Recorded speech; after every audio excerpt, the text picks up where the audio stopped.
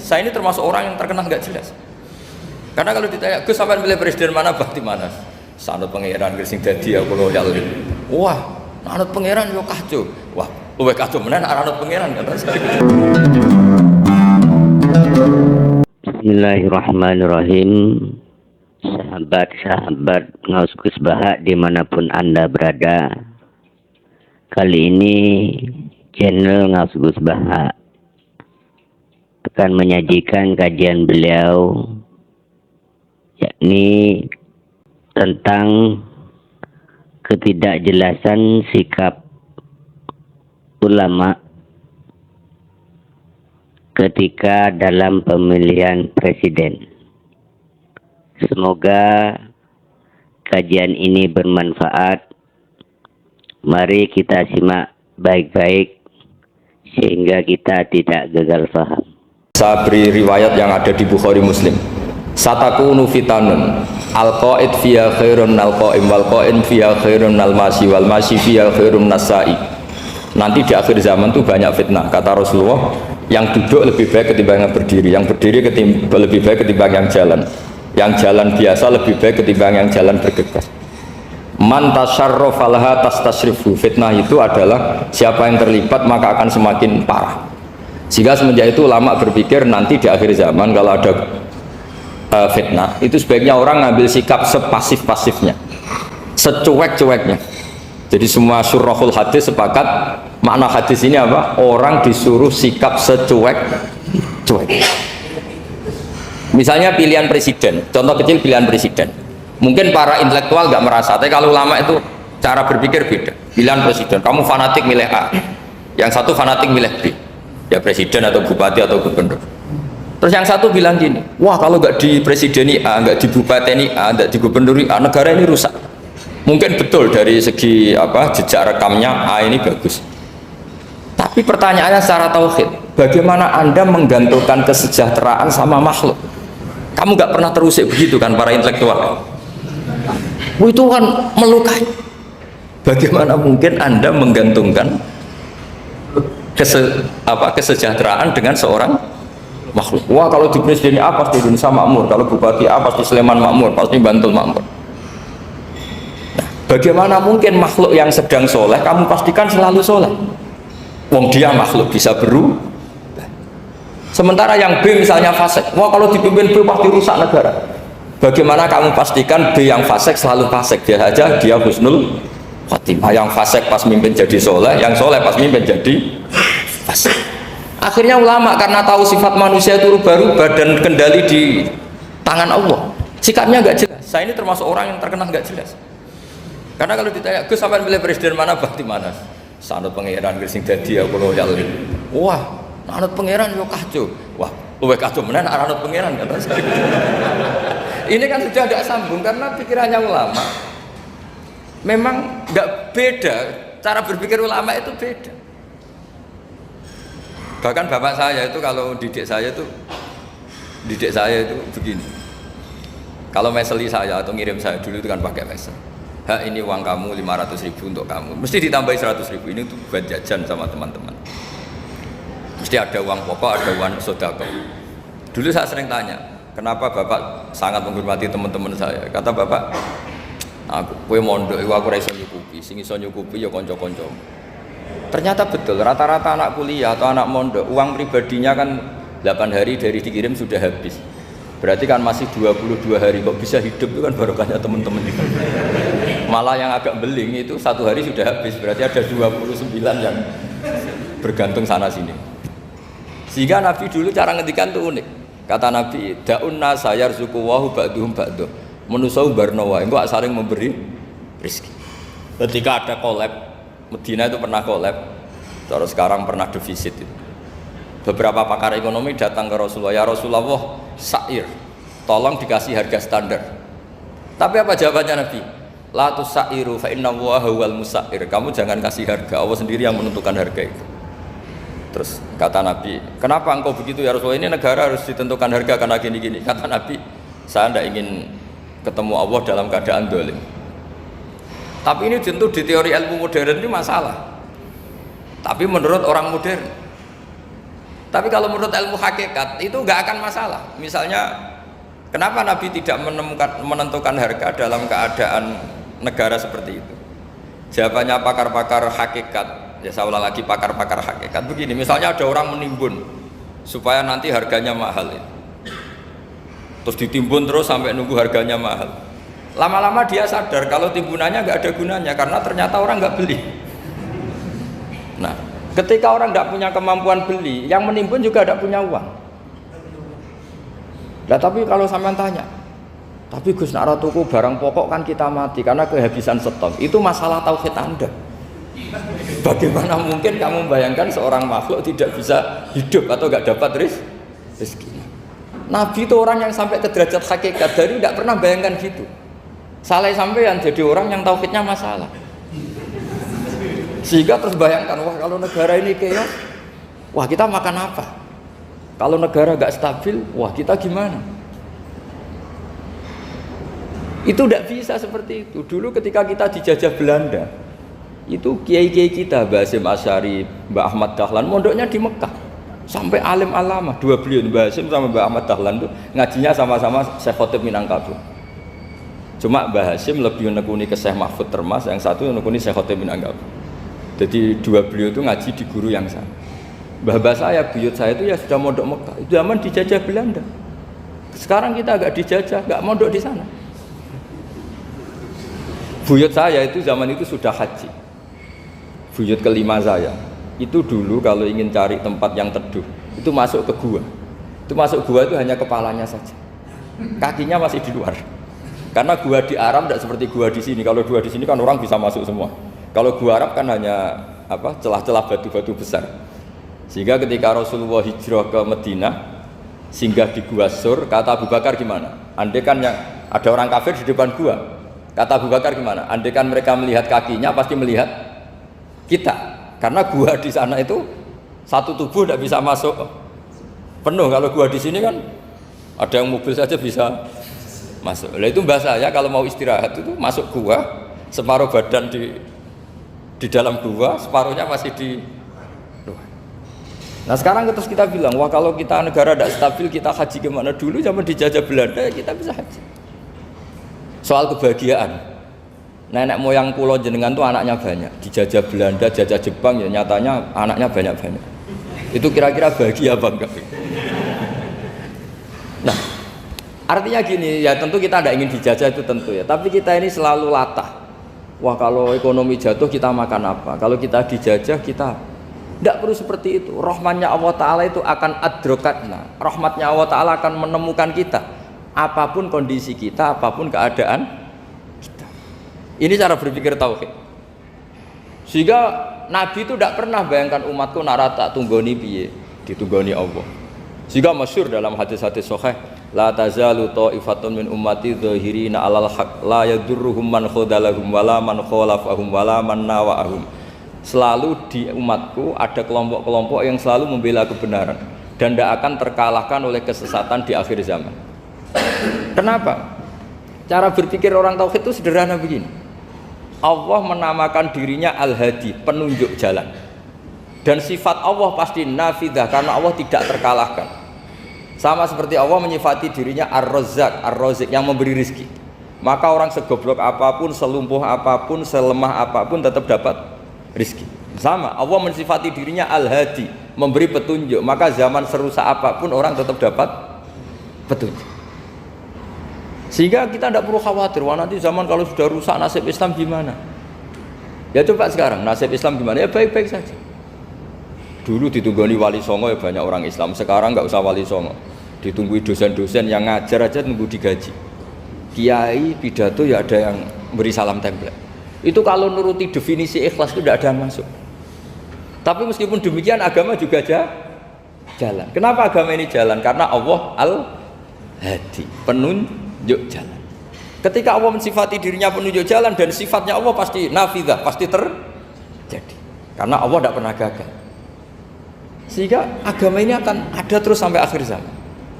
Coba Amerika kayak apa, Islamfobia. Di Amerika tambah lama tambah banyak Islam, Eropa juga gitu, Australia juga gitu. Andai kan nuruti teori sosial, sudah dunia sudah materialistik kayak gini, orang dohirnya itu akan meninggalkan agama. Nyatanya enggak juga.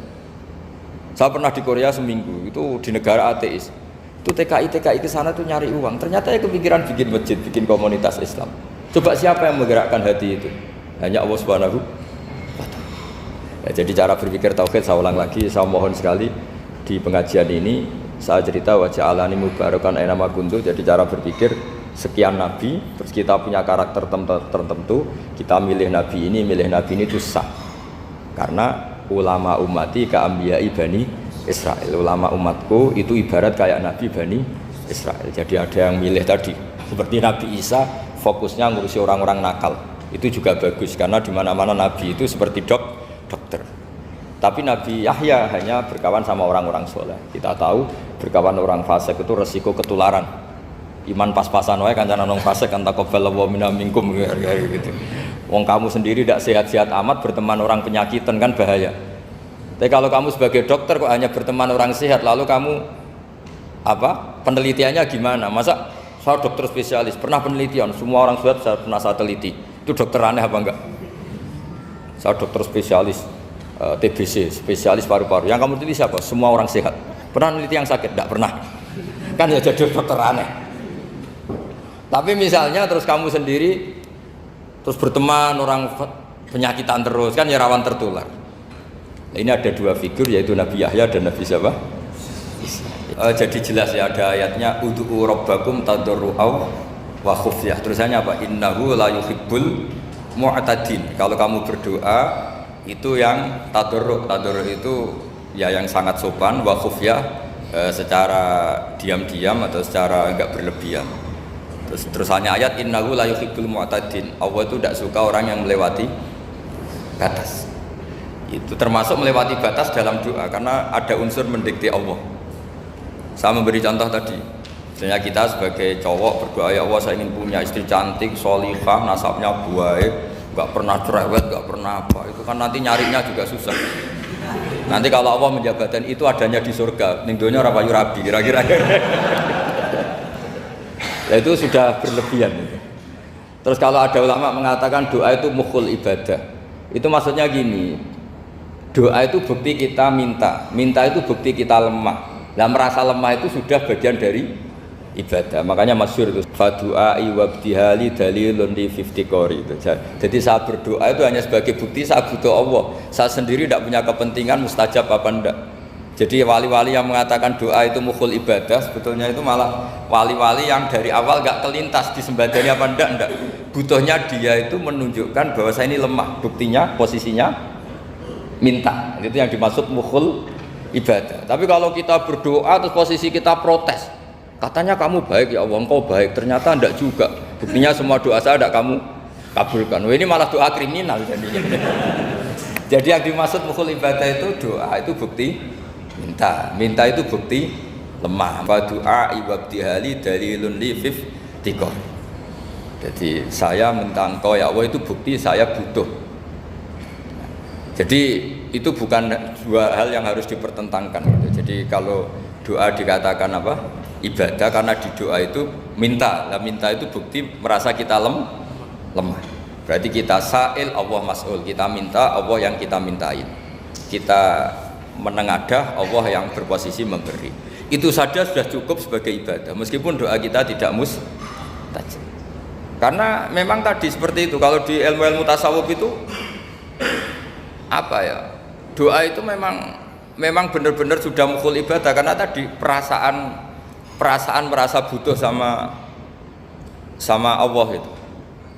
Nah, merasa butuh itu, nah kalau kita berdoa merasa butuh sama yang kita minta, itu dalam ilmu tasawuf sudah kriminal, berarti kamu lebih butuh makhluknya. Misalnya begini ya, saya ingin punya rumah bagus, terus setelah punya rumah kredit saya utangnya banyak. Sebetulnya saya itu tidak pernah ingat Allah, gara-gara utang banyak kredit jatuh tempo, terus melibatkan Allah. Ya Allah saya ini utang banyak ini, terus tolong dibayar. Sebetulnya saya itu ingat utang, cuma Allah tak libatkan kan gitu. Lah itu tidak akan jadi wali, yang jenis ini tidak akan jadi wali. Saya ingin jadi dosen, melibatkan siapa ya nanya? Melibatkan Allah, terus malam-malam bangun melibatkan Allah. Itu artinya apa? Kamu itu lebih ingin yang kamu minta ketimbang ingin Allah. Kalau wali itu enggak gitu, kangen Allah. Terus tahu Allah itu zat pemberi, karena tahu Allah zat pemberi terus minta. Maka yang dikangen itu ya Allahnya dulu. Kalau kita kan enggak, punya kasus dulu, punya keinginan banyak dulu, baru ingat siapa yang bisa ya. Oh Allah. Terus Allah kita libatkan. Ya untungnya Allah baik, mau ramal utang bukan mikir. Untungnya Allah enggak jawab itu. Jadi itu bedanya wali. Kalau wali itu kangen Allah dulu, baru minta. Kalau kita enggak, banyak masalah dulu, baru melibatkan Allah. Nah yang jenis ini itu bahaya. Kalau enggak disembadani mesti ngomel ya. Gusti katanya kalau yang minta kamu kabulkan, ternyata ini enggak. Nanti kalau Allah jawab, kamu itu tidak kangen saya, kamu itu kangen uang, kangen perempuan cantik yang kamu inginkan. Terus kamu melibatkan saya. Urusannya apa saya dengan itu, Pak? Makanya tidak usah nuntut karena awalnya sudah salah. Ya saya kira itu ya. Jadi ada ayat apa? Ud'u rabbakum tadarru'aw wa khufyah. Terusannya apa? Innahu la yuhibbul mu'tadin. Itu di semua tafsir dikatakan Allah enggak suka orang yang berlebihan dalam doa.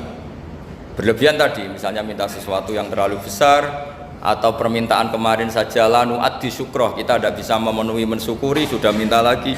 Misalnya seorang jomblo, targetnya kan asal payu nikah, tapi setelah nikah bayangkan istrinya solihah, tidak cerewet, itu kan berlebihan.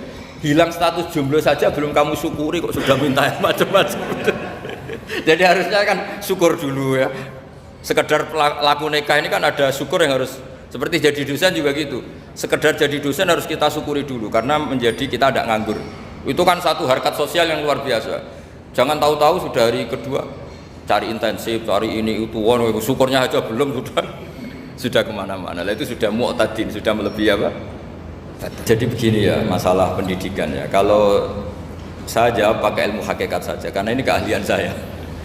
Sebetulnya begini ya, kalau misalnya itu ya subjektif juga, misalnya bilang rata-rata alumni pondok ini sukses, alumni kampus ini sukses, yang ini tidak sukses, itu satu pasti subjektif ya. Karena biasanya yang diterkenalkan ya yang sukses-sukses. Saya punya tetangga dari pondok yang Anda sebut itu kebetulan tidak sukses semua. Itu jantogo saya sampai ngeluh, Gus, saya ini gimana kok? Ya sudah seperti itu kan subjektif ya.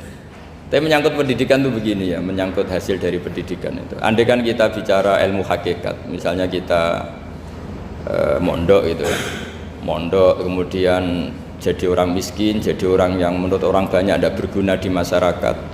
Ternyata kita ini orang yang kelihatan tidak punya karir, tapi kalau malam sujud sama Allah, punya anak niat memperbanyak orang sujud, terus punya ibu yang sakit-sakitan kita rawat, meskipun kita tidak jadi dosen, tidak jadi menteri. Tapi indah Allah itu luar biasa karena berstatus ngerawat ibu, ngerawat anak, ngerawat istri. Nah Islam itu datang dengan jargon-jargon seperti itu. Sehingga Nabi kalau muji itu ada Uwais Al-Qarni, ini orang yang luar biasa. Ternyata dia itu punya ibu lumpuh yang kalau kemana-mana harus digendong. Ketika tetangga-tetangganya berhasil sowan Rasulullah itu Uwais Al-Qarni tidak bisa karena setiap ibunya dipamitin mau sowan ke Rasulullah itu sama ibunya nggak boleh. Tapi apa yang terjadi? Justru dipuji-puji Nabi sebaik-baiknya kurun itu waktu adalah kurun yang ada Uwais Al-Qarni. Saya punya teman, ini kisah nyata, saya berkali-kali ngisi ngaji di komunitas ulama. Ini mungkin tidak bagus untuk kampus, tapi harus saya utarakan supaya ya kita evaluasi. Saya bilang gini, saya ini jadi kiai itu sering iri sama orang goblok.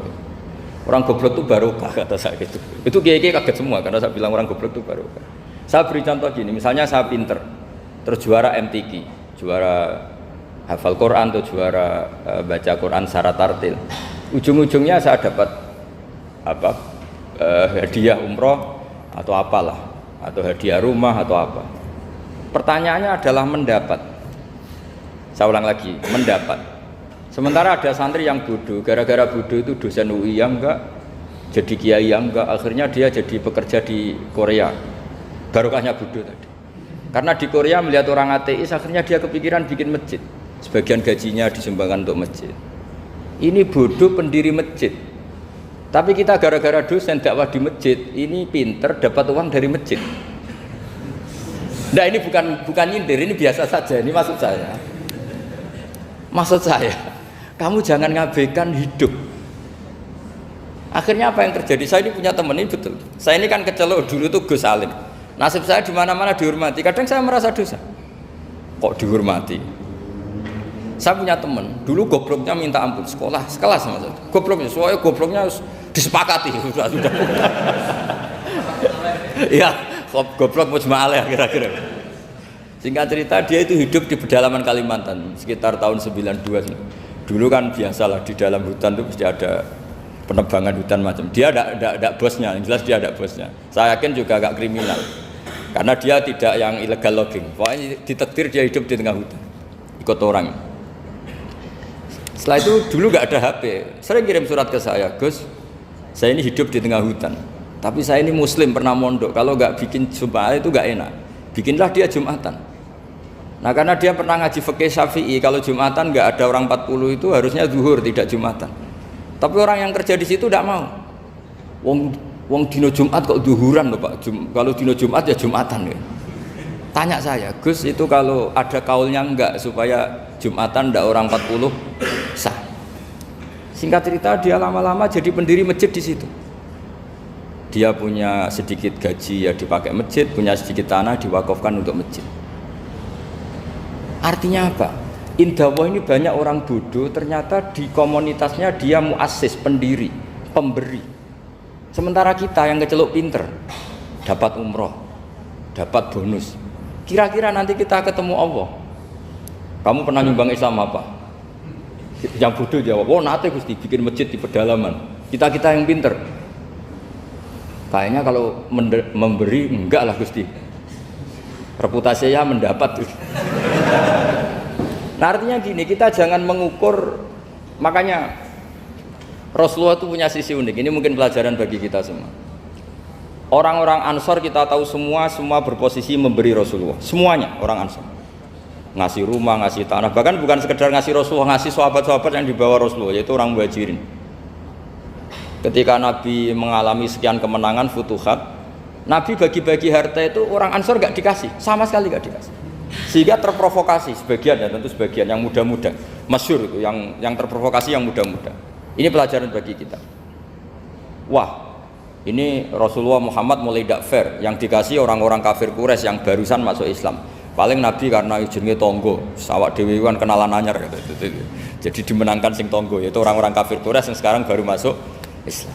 Singkat cerita akhirnya Nabi dengar gosip itu, dengar bahwa Nabi dikomentari mulai tidak adil karena memprioritaskan orang-orang Quraisy yang notabene adalah keluarga Nabi, tetangga Nabi, kampung halaman Nabi. Akhirnya Nabi bilang, coba semua orang Ansar kumpulkan di satu kubah, satu khimah besar di Jirona pas itu. Dikumpulkan, terus orang Ansar ditanya, dengar-dengar makolatun balagona angkum, ada satu makalah dari kamu, apa betul itu kamu yang mengatakan? Terus ketua orang Ansar ada yang namanya Sa'd bin Ubadah berdiri, ya Rasulullah amazu ahlamina fala yaquluna syai'an. Orang-orang terpelajar kita ada yang komentar, tapi yang muda-muda ini memang ngomong seperti itu, bahwa jenengan sekarang mulai lebih tertarik ngurusi orang-orang Quraisy daripada kita. Terus itu di Jirona itu ya kira-kira berapa kilo ya, 40 kilo atau 30 kilo dari Mekah. Zaman itu Nabi posisi di Jirona.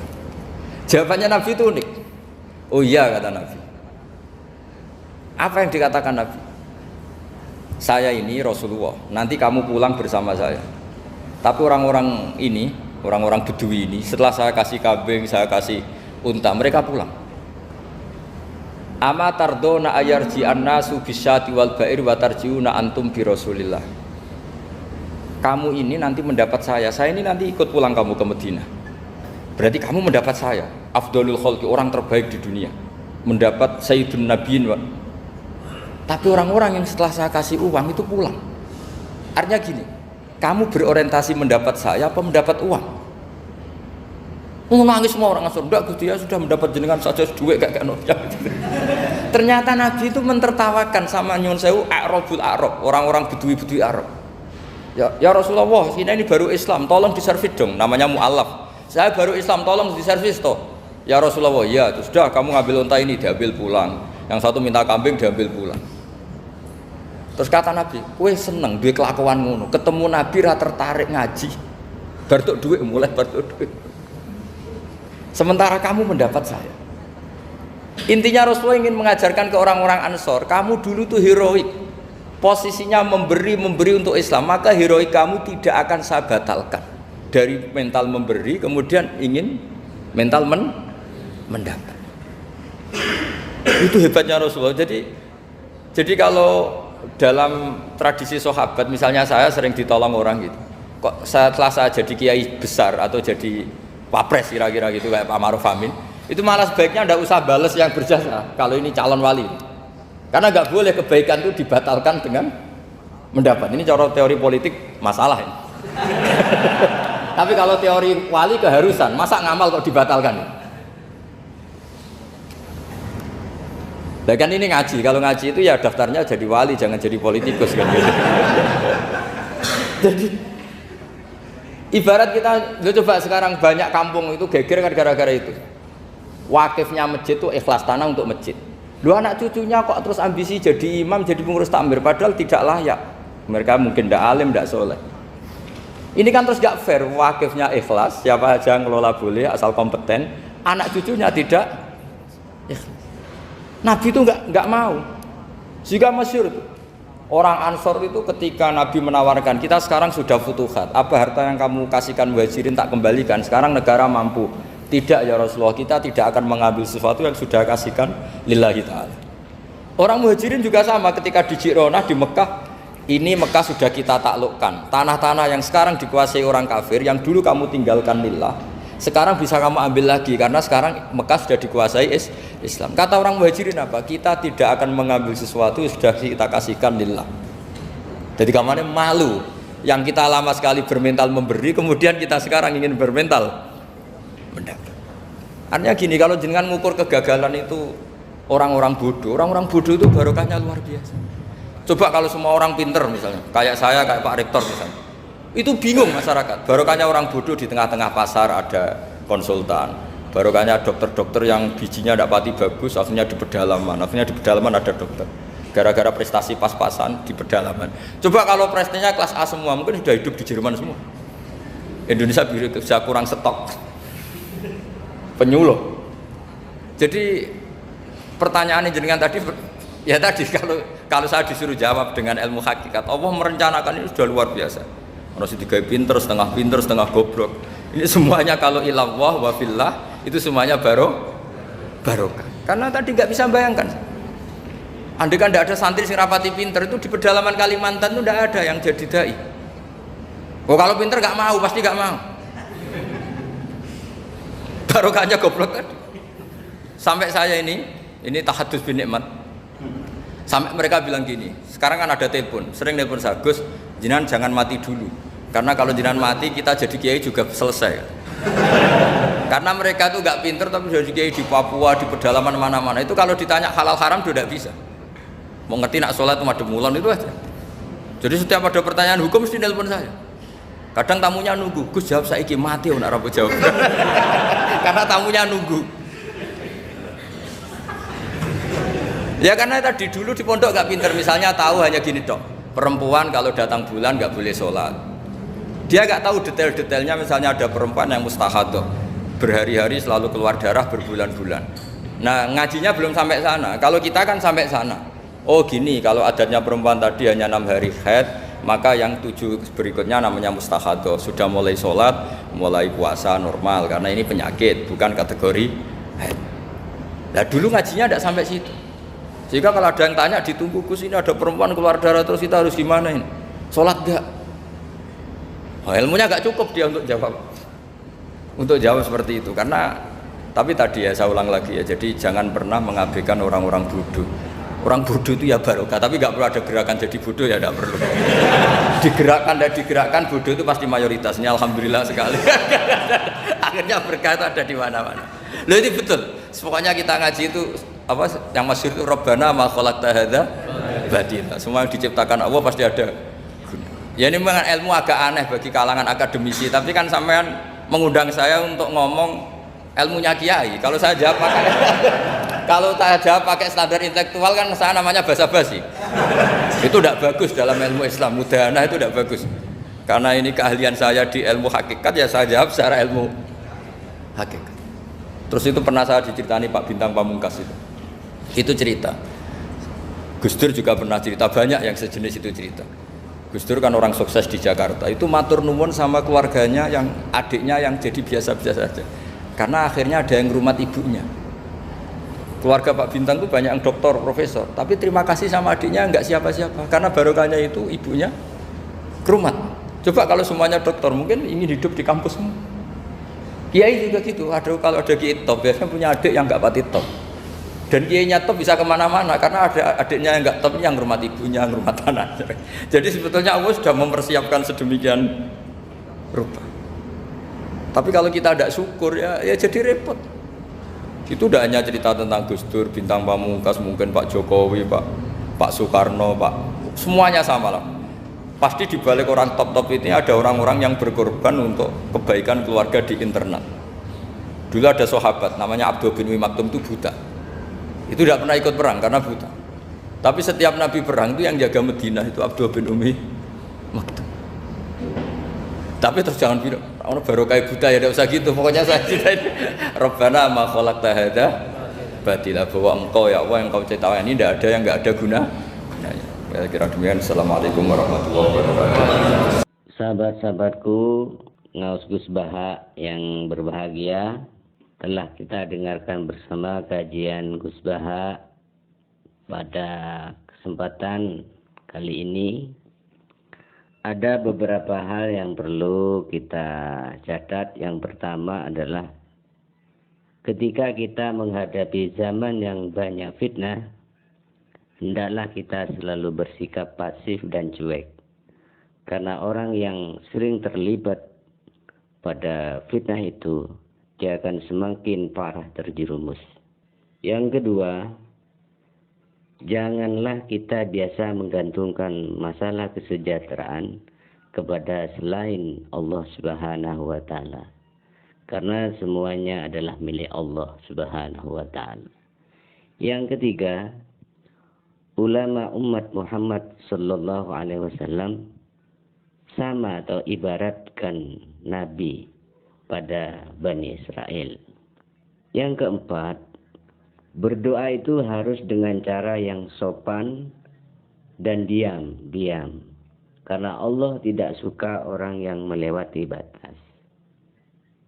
Kemudian catatan yang kelima, suksesnya pendidikan bukan dinilai dari suksesnya karir dan banyaknya harta. Kemudian catatan yang keenam, orang yang pintar maupun orang yang bodoh, jika karena Allah dan hanya demi Allah, semuanya pasti barokah. Kemudian yang keenam atau yang ketujuh, jangan pernah mengabaikan orang-orang bodoh.